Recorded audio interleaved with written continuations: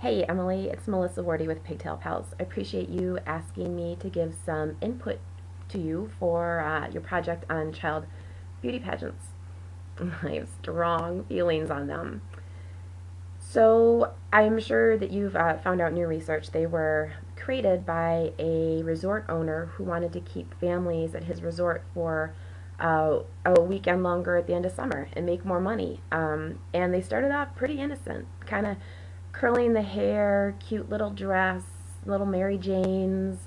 You know, she walks across the stage, waves to the audience. It was all kind of, very like 1960s. And but now with our wonderfully sexualized culture, they've become this thing that's like it's like a it's $1 million industry that sexualizes little girls. And there's no other real good stuff about it. Like, maybe the little girls learn their colors as they're waiting in these ballrooms for hours on end, weekend after weekend, looking at the other girls' dresses that cost thousands of dollars. But if you look at the makeup that the girls wear, the gestures on stage, the nature of the outfits, and just the general idea of performing for people in a getup that everything about it is associated with adult sexuality and adult female sexiness. There's just a lot of wrong in that. The other thing is that it's teaching these little girls, I mean, some of their babies when they participate, to get external validation that their beauty is their worth. This really, like, let's repeat that. They're getting external validation that their beauty is their worth. That's really messed up. As a mom of a 5-year-old girl, I usually can't even brush her hair, but I couldn't imagine asking her to spend a weekend of her childhood sitting in chairs, getting her hair tugged on, done, wearing hair pieces, all this makeup. Oh, spray tanning.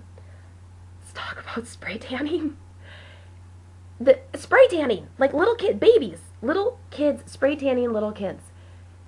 The chemicals in those tans, when they're on the skin and that's absorbed in your skin is the largest organ in your body, they have known carcinogens. So there's problematic in that. The other thing is that when the little girls who don't know how to stand properly to get the spray tan as it's applied, and they breathe in all that mist, that's just not healthy stuff. And the hairspray, and the makeup, and the glue for the eyelashes, none of those things are controlled by the FDA, specific to a child's body that is more susceptible to the chemicals and the parabens and those toxic glues. And you think about, too, here's another interesting thing. Girls are born with all the eggs they will ever have in their bodies. So you're putting all that stuff into a little girl who might someday want to become a mother, and I don't know what that's going to do to her future unborn children. But it would be ironic, don't you think, for a pageant family that focuses on beauty to then have like 3-eyed grandchildren? And you can edit that. Okay, so the sexualization of little girls, it's sick. Like I right now, stomach is clenching thinking about it. What I don't like about the pageants, aside from the fact that girls are being judged on their beauty, and beauty's not something that you can see externally, prettiness is. You can say someone's pretty. I mean, I'm pretty. Let's say I'm pretty. Beauty isn't. You can't see beauty. You can feel beauty. You can hear beauty. You can sense beauty.